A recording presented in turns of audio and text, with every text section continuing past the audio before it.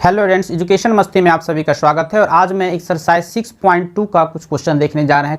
Question number 9 में कहा जा रहा है कि ABCD एक समलंब चतुर्भुज है। हाँ, तो हमने फिगर ड्रॉ कर लिया है। ABCD एक समलंब चतुर्भुज है जिसमें AB समांतर DC है तथा विकर्ण AC और BD एक दूसरे को O बिंदु पर प्रतिच्छेद करती है। और हमें सिद्ध करना है कि AO बट्टा BO is equal to CO बट्टा DO। इतनी बातों को पहले हम लैंग्वेज एडजस्ट कर लेते हैं कि माना कि ABCD एक समलंब चतुर्भुज है जिसमें AB समांतर DC है तथा AC और BD एक दूसरे को O बिंदु पर प्रतिच्छेद करती है। तो हमें सिद्ध करना है कि AO बट्टा BO बराबर CO बट्टा DO। इतनी बातों को पहले हम लिख लेते हैं।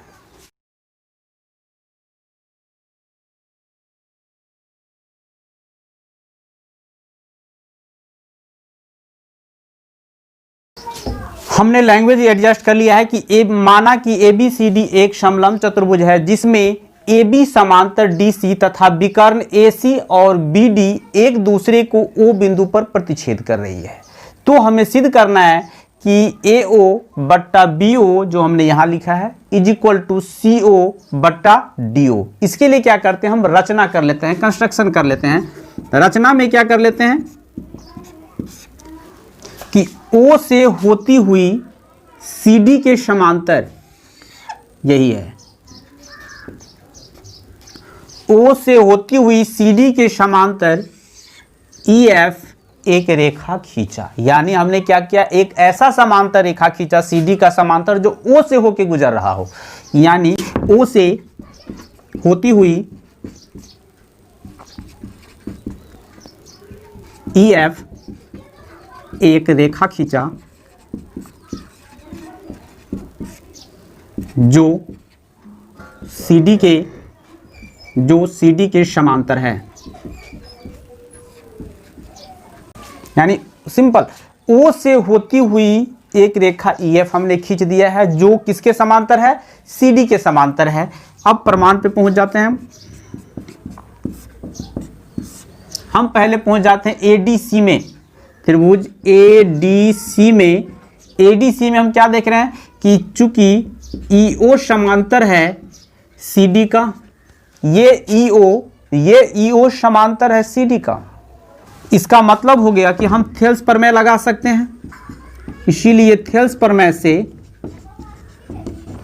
अगर हम थेल्स प्रमेय लगाएंगे तो क्या हो जाएगा, सिर्फ इतना में ही ध्यान देना है। इसके लिए हम एक छोटा सा आपको रफ करके दिखा दें कि ये है इस तरह का।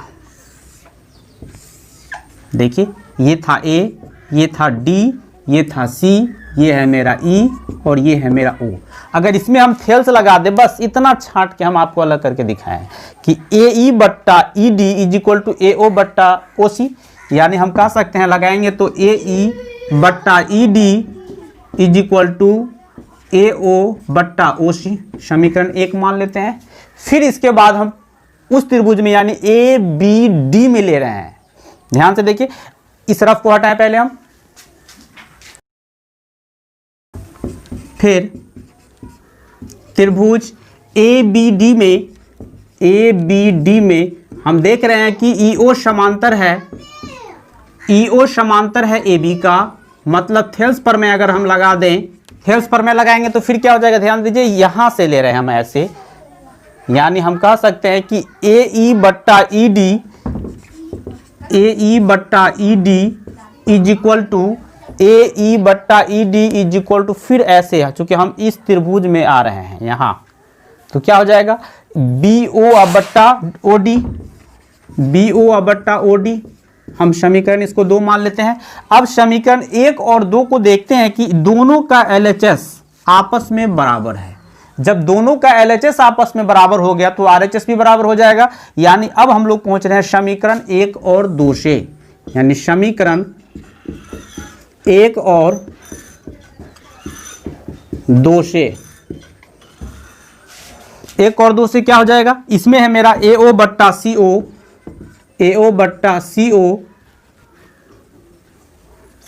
OC इज इक्वल टू, इसमें है मेरा BO बट्टा OD, यही है मेरा BO बट्टा OD। फिर क्या करेंगे, हम एक को इधर कर लेते हैं AO और इसको जब यहाँ से ऐसे करेंगे तो ये हो जाएगा मेरा BO, AO, और इस BO को इस रास्ते से हमने इधर ले आया तो AO, और ये इधर आया तो BO, और इसी रास्ते से इसको उधर कर देते हैं। OC के बदले में हम लिख सकते हैं CO, और OD के बदले में हम लिख सकते हैं DO। यही हमें प्रूफ करना था। फिर हम लोग पहुंच रहे हैं नेक्स्ट क्वेश्चन पे। नेक्स्ट क्वेश्चन के लिए हमने फिगर ड्रॉ कर लिया है। नेक्स्ट क्वेश्चन में कहा जा रहा है कि ABCD एक चतुर्भुज है जिसका विकर्ण O पर प्रतिच्छेद करती है, और इस तरह से कर रही है कि AO बट्टा BO is equal to CO बट्टा DO इतना दिया हुआ है। तो हमें सिद्ध करना है कि ABCD एक समलंब चतुर्भुज है। अगर ABCD एक समलंब चतुर्भुज प्रूफ करना है, इसके लिए हम एक काम कर दे कि AB समांतर अगर CD प्रूफ कर दे तो हमें यह मिल जाएगा कि ये ABCD एक समलंब चतुर्भुज है। तो इसके लिए हम लोग क्या करेंगे कि लैंग्वेज एडजस्ट कर लेते हैं पहले, कि माना कि ABCD एक चतुर्भुज है जिसका विकर्ण AC और BD O पर प्रतिच्छेद करती है। तो हमें सिद्ध करना है कि ABCD एक समलंब चतुर्भुज है, यानी AB समांतर। हमने लैंग्वेज लिख लिया कि माना कि ABCD एक चतुर्भुज है जिसका विकर्ण O पर काटती है। हम इसके लिए एक रचना कर लेते हैं, कंस्ट्रक्शन इसका कर दें कि कंस्ट्रक्शन इसका हो जाएगा कि फिर उसी तरह कि O से होती हुई या गुजरती हुई EO एक रेखा खींचा जो CD के समांतर, यानी EO समांतर CD एक रेखा खींचा। यानी रचना में हम क्या करेंगे कि EO समांतर CD एक रेखा खींचा। अब देखिए EO समांतर है CD का। जब EO समांतर CD का है तो हम इसमें अब प्रमाण में देखें तो हम पहले पहुंच जाते हैं त्रिभुज ADC में। इस त्रिभुज में अगर देखें तो ये इसके समांतर हमें दिया है तो हमें थेल्स प्रमेय आसानी से लग जाएगा।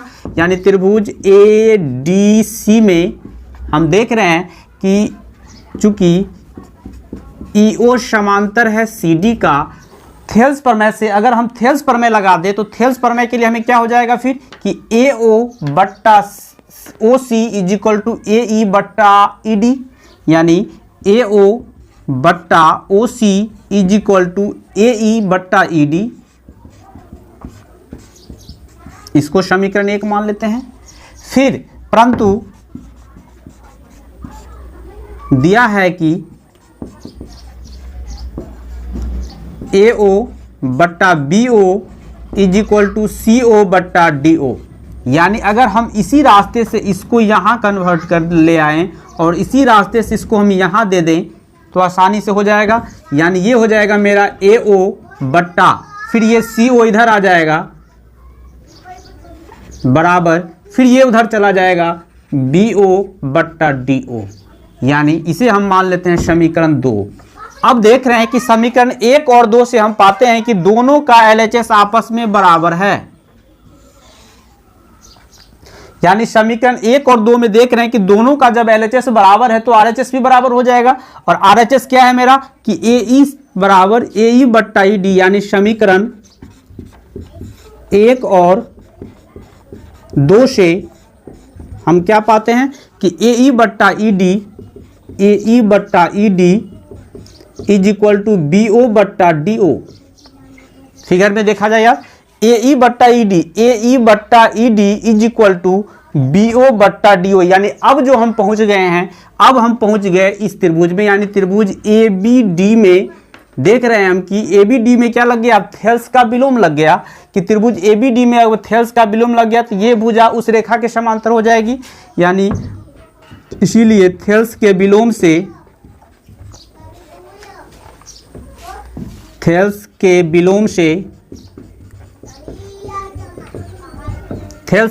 हमें क्या मिल जाएगा कि EO समांतर AB,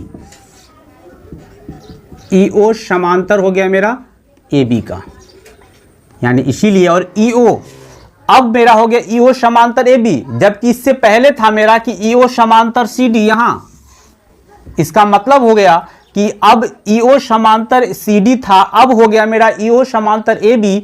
इसका मतलब हो गया कि इसीलिए, यानी परंतु EO समांतर था मेरा CD का इससे पहले, अब EO समांतर CD हो गया, इसीलिए AB समांतर क्या हो गया मेरा CD।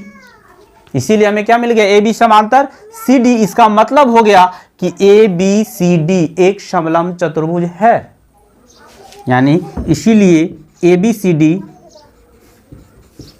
एक समलंब चतुर्भुज है, जो हमें प्रूफ करना था कि ABCD एक समलंब चतुर्भुज है। उम्मीद है कि ये वीडियो आपको अच्छा लगा होगा। तो अगर आपको अच्छा लगे तो हमारे वीडियो को लाइक करें, शेयर करें और चैनल पे नए हैं तो सब्सक्राइब करें। साथ ही आप अपने बेल आइकन की घंटी को डेफिनेटली दबाएं ताकि आपको समय पर ही नोटिफिकेशन मिल जाए। धन्यवाद।